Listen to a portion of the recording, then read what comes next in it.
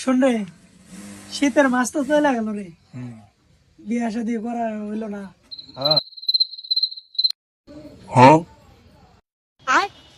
কি রে সব জায়গাতে আসোস, পার্সোনাল কথা তো থাকতে পারে নাকি? প্রেম না হইলি কে বুঝলাম না, তো একটা শান্তি মতো কথা কোন যাবো না।